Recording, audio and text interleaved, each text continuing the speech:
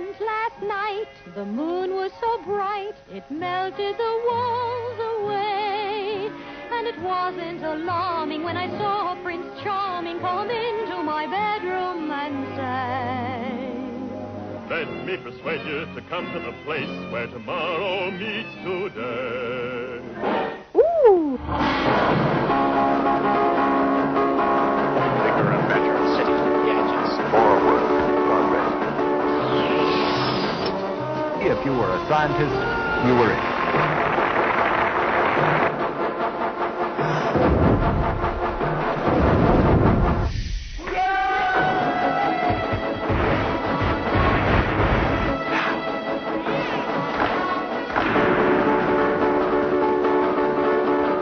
Your excellent science, I am your faithful servant. And the tomorrow. Building a new world.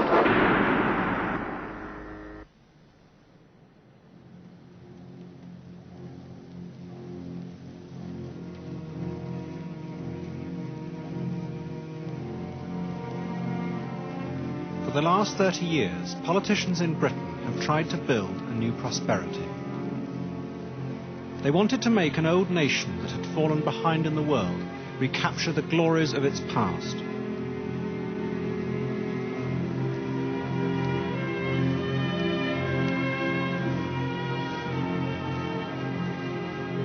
They turned for help to what they believed was a science of money. One after another, Labour and Conservative governments became convinced that if they followed what they thought were a set of scientific laws, the economy would grow faster. The perceived tide of decline could be reversed.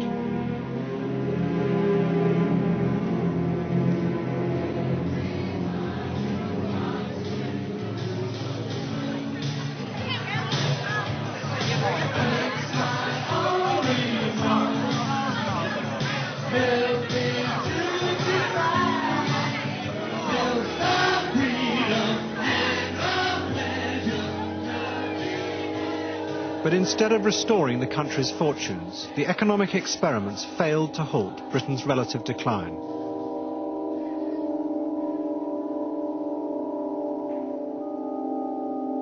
This is the odd story of how politicians came to believe there was a technical way to make Britain great again.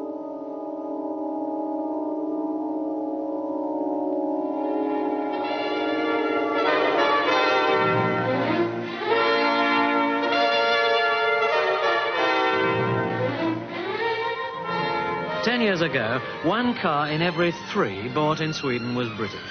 Today, we've less than 10%. Now, that's a sad story, but let's take a quick sample here on this bridge in central Stockholm and see just what the Swedes are driving. Well, there's a Swedish Volvo, a Swedish Saab, that is another Swedish Volvo over there, a Swedish Volvo. One after another, other European countries who we were used to thinking of nice guys, but poorer, began to get within shouting distance of us and passing. It's like being in a sailing race and seeing people you didn't think were good enough or hadn't scraped the bottoms of their boat well enough, nevertheless overhauling you. A German Ford truck, an English Zephyr, congratulations Ford, a Mercedes-Benz. People began insistently to ask if they can once get on a growth path of that steepness, won't they soon overtake us properly? And a Volkswagen. Well, in that lot, 1 British car, 1 Ford. What was holding Britain back, it was decided, was the old-fashioned idea that the civil servant's job was simply to keep the economy stable. In 1961, the Conservative government set up NEDI, the National Economic Development Council, in what had been a gentleman's club in Westminster. It was advised by young economists convinced they could make the economy grow much faster. Oh, yes, this is my old room. A splendid room, isn't it? Yes. I'm sorry it's all boarded up, the windows there, because, you know, there's a balcony out there. As you know, the growth target of NEDI was 4% a year between 1961 and 1966. And I'd visions of myself getting out onto that balcony and at the end of 1966 proclaiming to the cheering crowds below, 4%, we've done it. Many of this generation of economists had been taught with the aid of a large machine worked by water. Built by Bill Phillips, an engineer turned economist, it has lain disused for years. That powers these two parts over here, which is where money can actually come into the economy. The actual water flowing around is the money going through the economy. That's enabled you to illustrate, for instance, what would happen if you try to grow the economy, pump more money into the economy. For instance, you could increase government expenditure and see what the effect of that is through the workings of the economy, the interaction of all the variables on growth. Of course, if the economy is very prone to imports, people might simply spend their money to import foreign goods. Or if the economy is operating at a high level of activity, then that would lead to inflation. Neddy's economists did not have a new theory, but they believed they could use existing techniques in a new way. They saw themselves as followers of the economist Maynard Keynes. He had shown how to manage an economy by increasing or decreasing demand. The problem was that every time you increased demand too much, imports flooded in and wages rose. But Neddy's economists were convinced they could control a boom. They would plan investment in industry and the government would hold inflation down. The bad old days of stop-go would be over. 1%, 1%, and what a way to fare. A lousy little 1% and paradise is here. An extra little effort and the country's gonna boom. Our plans for the future of Britain in the coming year are clear and comprehensive. We have accepted with enthusiasm the Neddy target of a 4% growth rate, and all our actions have been designed to achieve it. This nation must not jog along. This nation must be inspired with the determination to achieve great things. Factory owner called his men and said, I'm confident you'll rally to the challenge and produce that 1%. And up then spoke a worker, do our wages rise or what? And the boss said, most amusing, and sacked him on the spot. By 1963, the economists' promises seemed to be coming true. The Conservatives had poured money into the economy, and sure enough, it had begun to grow. They had placed their bets on growth. They talked about it a lot. There was an announcement about it, white papers, speeches, and all the rest. In our system of politics, when something important like that is put on the table by the government of the day, the opposition has to respond to it. My purpose tonight is to have a word with you about the future of Britain. The outstanding thing we ought to do, obviously, is to get up our economic strength, operating a national plan. A plan for steady, continuous, controlled production and expansion. Labour promised a national plan, run by a separate Department of Economic Affairs under George Brown. It would make Britain grow by a quarter in just 6 years. It was a seductive dream for a socialist party, for if the economists could produce this growth, then Labour's leaders would avoid what they had always thought inevitable, the battle to redistribute the country's wealth. Instead, there would be more for everyone. But it all depended on the economists' promises that they had the technical solutions to the politicians' problems. We saw ourselves as providing the politicians with a potential menu of outcomes, which if the politicians would give us some indication, then we could set the instruments in such a way as we could deliver reasonably enough, give or take the various shocks that would occur in the economy, the kind of outcomes that the politicians wanted.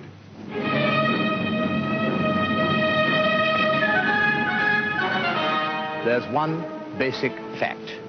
Labour has a clear majority. We have a Labour government. But Labour had come to power just as the boom the Conservatives had begun was overheating.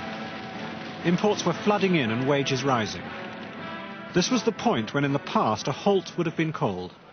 But Labour were determined to press on. Mr. Brown, have you been discussing the economic situation this morning? We've been discussing the affairs... Labour had missed out a vital component from the plan, the economists told them. They should devalue the pound and so make Britain's exports cheaper. But in the politicians' eyes, devaluation would undermine precisely what they were trying to achieve, to make Britain great again. Wilson was a great one who believed in sterling. Sterling was the centre of everything. And he always said that he would defend the pound and we'd have a place east of Suez. And it was a sort of nationalism of a kind. After that, all talk of devaluation by economists and everyone else was forbidden. I personally used to do little sums on scraps of paper in my room in the DEA. When anyone opened the door, I would hastily put them into my drawer. There are millions of workers in this country who will never get fair play until you've got a decent incomes policy. Can't you get that into your head? By 1965, the boom was clearly out of control. Faced with inflation, the government tried to hold down wages and prices, but to no avail. It also faced repeated runs on the pound, as foreign investors lost confidence in Labour's management of the economy. Now became a game between the politicians whose fortunes depended on it and their economists, who had begun to realise the economy was now far beyond their control. They were being used. I think the moment I really realised it was a gimmick was when, after we'd finished work on it, and it was the summer, I think it was the summer of 1965, I hadn't very much to do, and so I decided I'd look at the details of the plan and see all the different measures, the things like the decision that you double expenditure on road building, for instance, and try and work out what effects these might have on the growth rate of the country. And I laboriously worked through, making my best guesses and calculations, not having been particularly told to do this by anybody, and came up with the results, and they were well short of anything that might have produced the 25% growth. And I wandered along to my seniors and said, hey, look, I've done this useful little exercise. And they weren't in the least interested. Nothing to do with it at all. The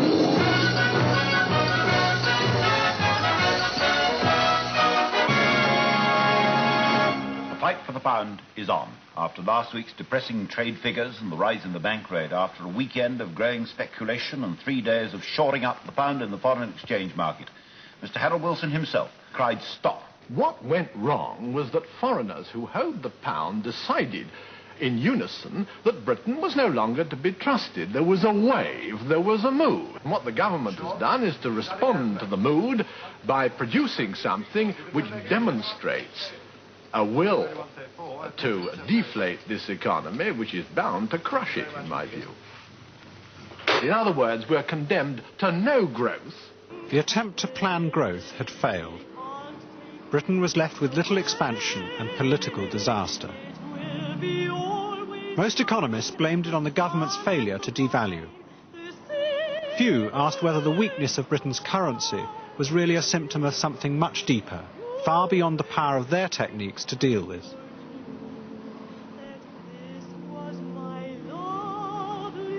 A year later, the government bowed to the inevitable and devalued. But it was far too late. The economy had long ago come juddering to a stop. As a result of that experience, we had to abandon the notion, tacitly and slowly, but abandon it all the same, that the planning apparatus itself was the unique and certain method of achieving the aim of faster growth.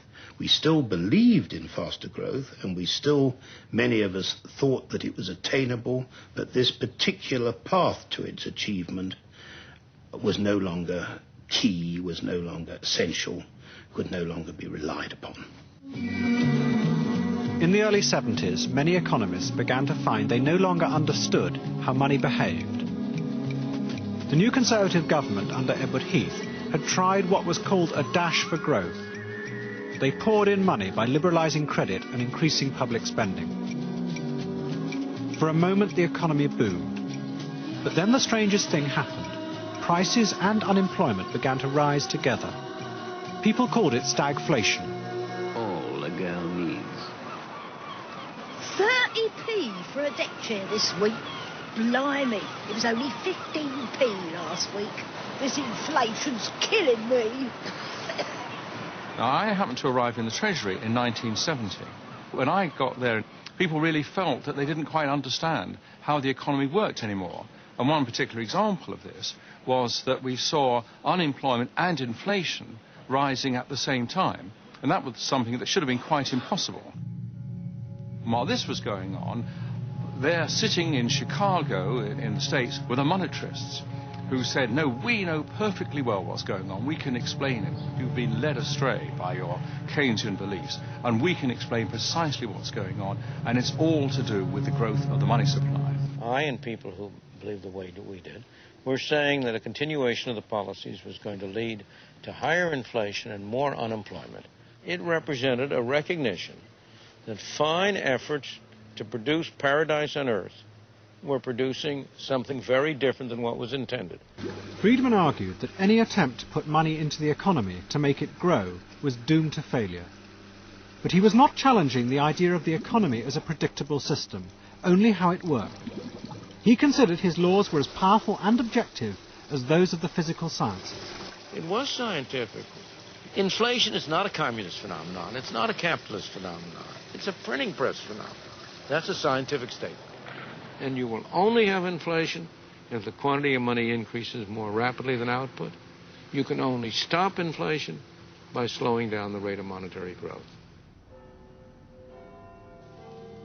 Monetarism offered an attractive technical explanation for the problem of inflation. But from it would come in less than 10 years another scheme for Britain's salvation. A set of scientific rules which, if the politicians followed them correctly, would create the right conditions for economic growth.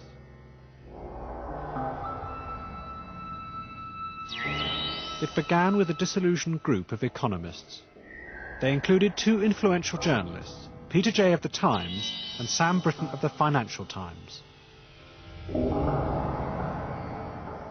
We were found to be stimulating and interesting, which are the English words for damning people, and we were always regarded as good for a puzzling interlude in a program such as this. Of a complete runaway inflation and an internal collapse of confidence in the currency. I'm sorry, I think, Mr. Britton, that's an exaggeration when you start talking about runaway inflation in Germany after the First World War. I think, quite frankly, that that's an exaggeration that can't be sustained by anyone. But I think... Can we stay on our home ground for the moment? Yes. If there was one place where we tended to bump into each other, it was the Institute of Economic Affairs. Good God Almighty. This is the right place, the cooperative whatnot thing? Yes, do come in. We were just about to begin without you. Oh, I took the wrong turning, and not for the first time.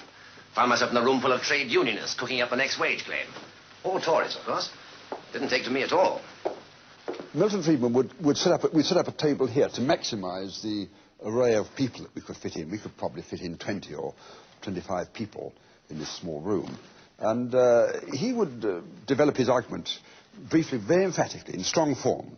And he would say, if you want details of this and particular episodes in American history, I can go back to that.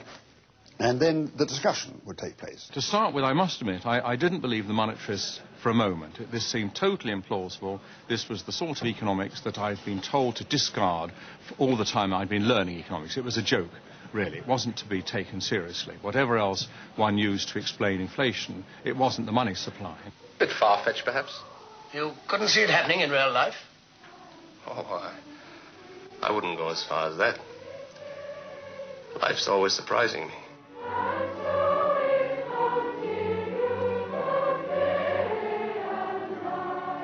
In February of 1974, Edward Heath's government fell, amid power cuts, a 3-day week, and never-ending inflation.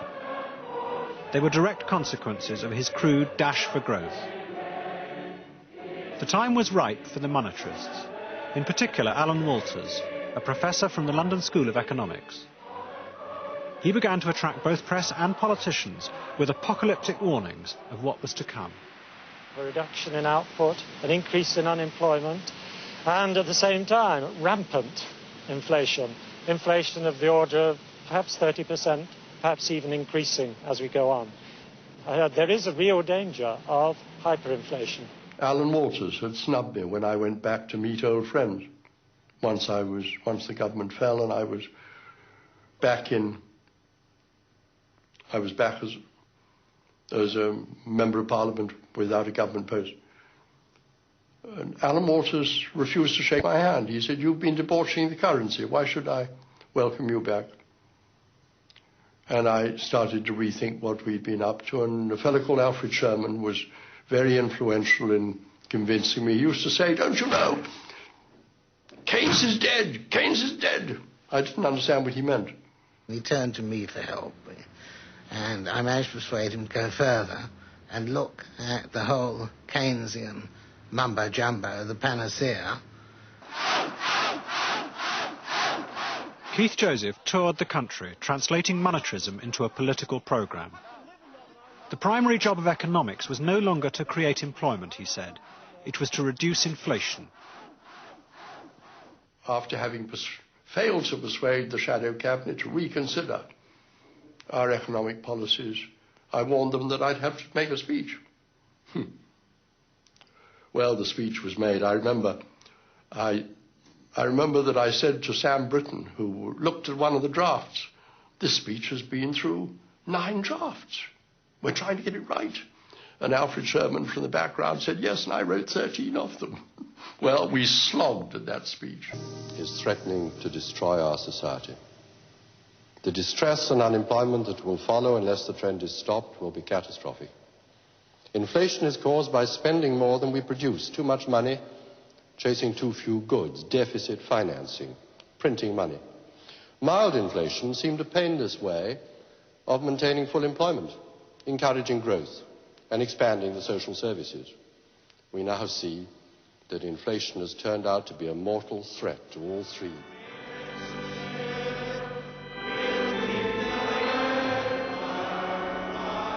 But Labour was in power. As before, they had inherited the chaos of a Conservative boom. Yet this time, none of the traditional Keynesian methods offered them any help, because inflation and unemployment were rising together. It was something the Keynesians believed impossible. By the end of 1975, the economists advising the government were lost. My memory is, I think it was a dinner party, deliberately organised, where the main economic modellers were there. The Treasury was represented, the Bank was represented, the National Institute of Economic and Social Research, London Business School. I was a fly on the wall, and they were talking about the medium-term projections in their models. And they were unanimous that they could not project what was going to happen to inflation or to unemployment or the balance of payments. There was almost total agreement around the room that the UK was in serious danger of going into absolute decline. That was negative growth, not just growing at a slower rate than other industrialised countries.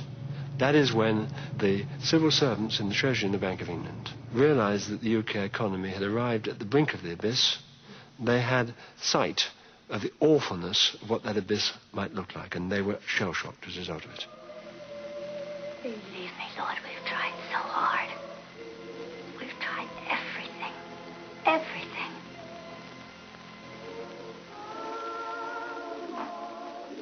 Then, in March 1976, Britain fell into the abyss. 2030, 2030. Change it, change. 2025. Foreign investors, led by American bankers, panicked.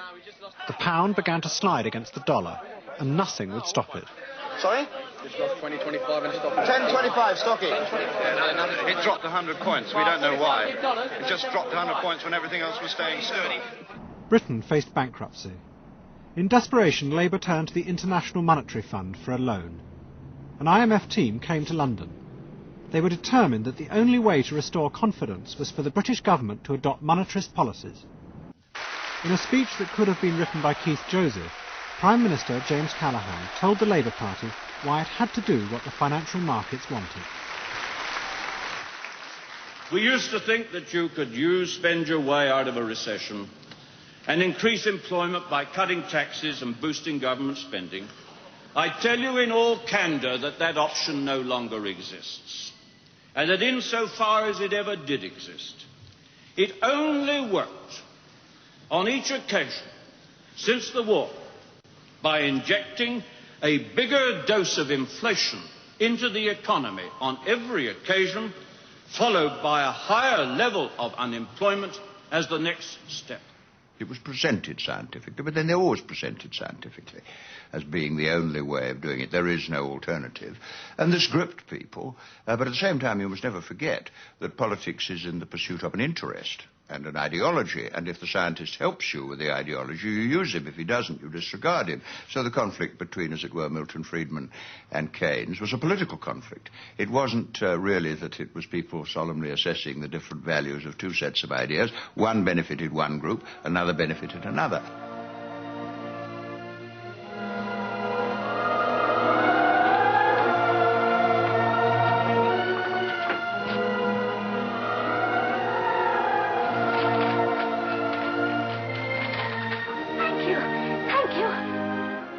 In December 1976, the IMF granted a loan to Britain. That same month, Milton Friedman was awarded the Nobel Prize. In just 5 years, his economic theory had moved from the margins to centre stage. It was seen by many politicians as the only solution to Britain's disastrous economic position. And waiting in the wings was Friedman's most devoted follower, a politician who believed it was possible to use monetarism as the basis of a plan to regenerate the country. Keith Joseph was now the closest advisor to the new leader of the Tory party, Margaret Thatcher. He and the economists around him had drawn up what was called the medium-term financial strategy. The boss.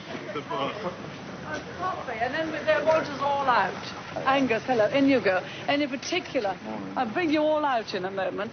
The plan was to combine monetarism with another theory from economics called rational expectations. It said that whenever a government changes policy, it will only work if the politicians can persuade people they are going to stick with it, whatever happens. We believe that in announcing and publishing a mid-term financial strategy of what we were going to do with the crucial element of the money supply, we would persuade the negotiators, the managements and the trade unions, and the opinion formers that there must be some limit to pay claims if jobs were not to be priced out of the market. Rational expectation. It was to get away from short-termism. And in that respect, it had something in common with the national plan, a comparison of which I'm not ashamed. And as with the national plan, it was all very simple. The supply of money was to be reduced by raising interest rates and cutting public spending. Inflation would fall and enterprise flourish. Instead of putting money in, as Labour had done 15 years before, this time the theory said it should be tightly controlled. We are gathered here to discuss phase one of the operation. Now, I don't have to tell you that as a general rule, banks take very good care of people's money. They are not going to give it to us, so we shall have to take it. Monetarism worked throughout the 19th century, when we were the envy of the world, with our people growing in numbers and generally prospering, despite all the horrors of the time, generally prospering, with the world looking to us for how to do it. It could work again. There arose a slightly messianic sense of mission. Haven't you heard of inflation? Tell you what I don't want to see. What's that? Labour in power again. Labour in power? Was that the Marx Brothers? No, another bunch of comedians. Coming shortly, the Conservatives. I can't bear Britain in decline. I just can't. We who either defeated or rescued half Europe, who kept half Europe free, when otherwise it would be in chains. And look at us now. The Thatcher government is a kind of an experiment in whether it will be possible in a democratic society that has gone as far as Britain has gone to change course in an orderly, effective way to set Britain on a new road. If the Thatcher government succeeds, it will be an example that will not be lost on the United States or the rest of the world. The latest unemployed from the Royal Stafford helped form an unwelcoming committee for Mrs. Thatcher as she arrived at the But the economy did not behave in the way the monetarists predicted. The squeeze on money led to a wave of factory closures, while inflation continued to rise. Wasn't it? Which factories closed? A small one, which suffered from lack of investment, among other things. I've been in insolvency for all my professional life, and I think up until 1980, I used to go in with a great deal of confidence that with new management and perhaps some sort of reorganisation, something could be done. It was very sad to have to go onto the shop floor in the early 80s into a company knowing, in fact, that there wasn't much chance of selling that business and that, in fact, the business would come to an end. This is what would normally be a working day. It's the middle of the week. And we're now down in this plant, which produces well over half the cast iron baths of the United Kingdom, on to 1 week on, 1 week off.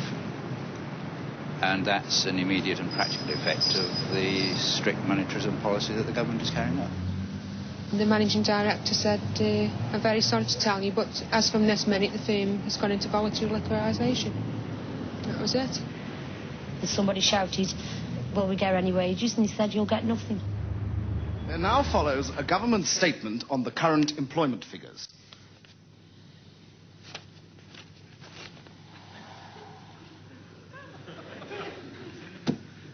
Oh, dear.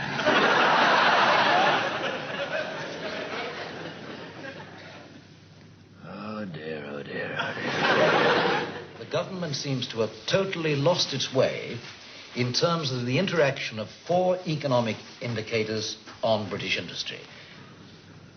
Oh, God. As every member of any firm knows, once with high interest rates as a weapon for controlling money supply, what is the first thing that has to be cut? Investment. Because you still have to pay wages and you still have to pay your current costs. One day we may be able to afford it. I get the economic policies right. The government would say, just hang on and stop making such a fuss now. Yeah, all I can say is that the government isn't standing where I'm bloody well standing. Even more mystifying was the behaviour of the money supply. Despite the squeeze, it was still growing, something the monetarists thought impossible. Well, it was all a bit embarrassing. People like me were at the Bank of England because we'd been forced, or the government had signed up for this path of gently declining monetary aggregates. And instead of the monetary aggregates gently declining, some 5 or 6 months after this new policy was put into operation, they took an enormous jump. And it was very difficult to know why, or to know what ought to be done about it. By the end of 1980, unemployment had nearly doubled. Manufacturing output had fallen by a sixth. Britain was declining faster than even in the darkest days of the 1930s. Despite this, the politicians were convinced they were right. The laws of their science told them so. Let me just have a word about monetarism and monetary control first. I mean, you all know full well that if you produce too much of something, its value will fall. That's elementary. It isn't a newfangled theory. It is as essential as the law of gravity, and you can't avoid it. People used to say, you're destroying my job, and I was absolutely secure in my conscience that their negotiators and their employers were destroying their jobs by not following rational expectations and seeing that if they didn't accommodate unit labour costs by a combination of pay increases allowed and rising productivity to what would keep their prices internationally competitive, jobs would go. So there was I, absolutely clear in my conscience, and there were they convinced in their, what I would call invincible ignorance, that I was an enemy. Yes, it was an awkward time. There's no question that what was happening did, in my view, a great deal of damage to the economy. The politicians of the day will never admit to that. They never admit to making mistakes at all. But it's quite clear that's what was happening. They were trying to do it right, but they got it wrong. In January 1981, Alan Walters became Mrs. Thatcher's economic advisor. Although a convinced monetarist, he agreed with Sir John Hoskins that interest rates would have to come down. This in turn would reduce the exchange rate and make exports more competitive. But the problem was how to do it without admitting that all the destruction of the past 2 years had been for nothing. The only solution, they said, was to cut even more from public spending. That way the government would be seen to be keeping up its squeeze on the money supply. What we said was, we will take a deep breath and take an enormous amount of money out of the economy, but at the nadir of a major recession. I mean, it's against every textbook that's ever been written, or all the Keynesian conventional wisdom which prevailed at the time. And thus, hopefully, by that insurance, make it very unlikely that we would have to put interest rates back up again just at the wrong moment. At a meeting with Mrs. Thatcher and Geoffrey Howe, they were both absolutely taken aback. I think they could hardly believe their ears. And then Mrs. Thatcher saying very indignantly, you know, it's all very well for you, but you don't have to stand up and defend it in the House. Do what you're told and no one will get hurt. Over there, everyone. In the budget of 1981, public borrowing was cut by a fifth. 364 leading economists wrote to the Times and the Prime Minister, accusing her of virtually destroying the economy. Just to impress upon you the need for caution.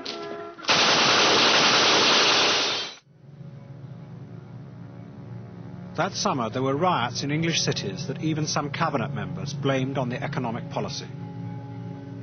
Unemployment headed towards 2.5 million. Inflation did begin to fall, but the money supply continued its mysterious rise. It became clear that the fundamental law of monetarism, the relationship between the money supply and inflation, didn't work. Ever so quietly, this solution to Britain's problems was discarded. Finally, the man who had first brought the monetarist message to Britain was publicly told it was over. Monetarist economists believe in something called the natural rate of unemployment, which is supposed to be the rate at which inflation stops or ceases to accelerate. Now, do you think that we, Prime Minister, with all-time record unemployment figures this week, have yet reached that natural rate, even though inflation is still proceeding sufficiently to halve the value of money every 15 years? It's not a doctrine to which I've ever subscribed. It's one which I think actually came in with Milton Friedman. I used to read about it, I used to look about it. It's not a doctrine, it's a theory to which I've never subscribed. Some of those who had lived through the experiment now became deeply pessimistic. One economist saw it as proof that it was fundamentally impossible to change, in a predictable way, how an economy behaved. As in other sciences, his observation had a formal name: Goodhart's Law. Goodhart's Law said that if ever the government decides to rely on any particular statistical relationship as a basis for policy, as soon as it did that, that relationship would fall apart. And that's just what happened. The implication is that what you should try and do is not to disturb things too much and let individual agents go on and try and make the best of the situation as each of them sees it individually. I beg your pardon. Whatever promise you wrote, It was a conclusion that fitted well with conservative philosophy. If there was nothing that governments could do, then the economic agents in a newly liberated city of London should be left alone. Unlike the economists, they seemed to know how money worked. The city's growing confidence and drive owes a good deal to young people. Its vast new dealing rooms are run by the young. People who made it not because of who they know or what school tie they wear, but on sheer merit. And that is the kind of society I want to see. Capital was available, ideas were available, and there was a keenness to do things. And I think that probably the government felt that our merchant bankers and the City of London, which after all had put us on the map, there they were again, they were to go out and they were going to make us great again, if you like. Money now became a commodity traded for itself. It was managed by young technicians in the dealing rooms. Economists who once thought they could control money became its servants. They were now employed in their hundreds by the banks to predict on television what might or might not happen as a result of the colossal flows of capital. What do you see? It is, of course, extremely uncertain, but my view is that... But I guess there's still a lot more to come. We're currently saying people fear that there will be a rerun of what happened a fortnight ago. I suspect it'll certainly not stop.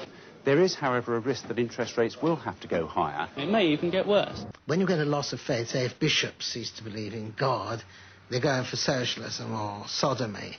But an economist who's agnostic about economics says, unemployable. And therefore they said, we know if you do this and if you do that. And the economists will argue with each other, but none of them will ever question whether economics is as scientific as it claims. Great Britain, the finest country in the world, right? And let us not forget who made it Great Britain this last 8 years. When I go to the Western Summit in Venice on Monday, I will go with my head held high as leader of a strong country. There were people earning a lot of money without doing anything at all in this world of money. Then it suddenly came to a dramatic halt in the 80s. The reasons I can't give you. You'll need to talk to a qualified economist, and no doubt they'll have differing views on why it happened. But the system overnight became much more cutthroat. We had examples of firms right out of the blue calling fire drills, locking their employees out and throwing their belongings from the window to them and saying, sorry chaps, you're fired. That's how bad things became. The bubble burst again. But that's what happens in history. You'll have these slumps and these booms, and you won't change it, because that's what capitalism is, really, isn't it? I don't think we can change the world. It's not something we can do. Certainly we insolvency specialists can't. Our job is sweeping up or trying to prevent. Now, as far as I can see, the best way is to try and see whether we can do something about stopping people being greedy and stopping people being over-ambitious. And I don't think you ever will do that. I mean, the economists seem to think that the whole of the problems can be solved by money, by the use of money rather than the creation of wealth. But they've never really got anywhere near it. So I would ask the question, whose money? What money? Where's it coming from? 10 years ago, Britain was a loser. Today, Britain is a winner.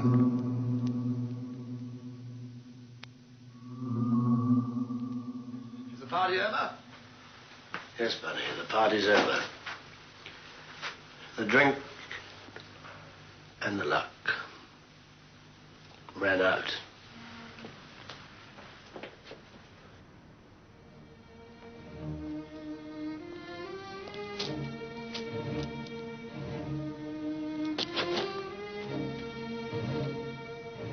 Economics has really obscured the fundamental problems of the British economy by seeming to be able to give a particular solution by pulling a particular lever or pulling a set of levers.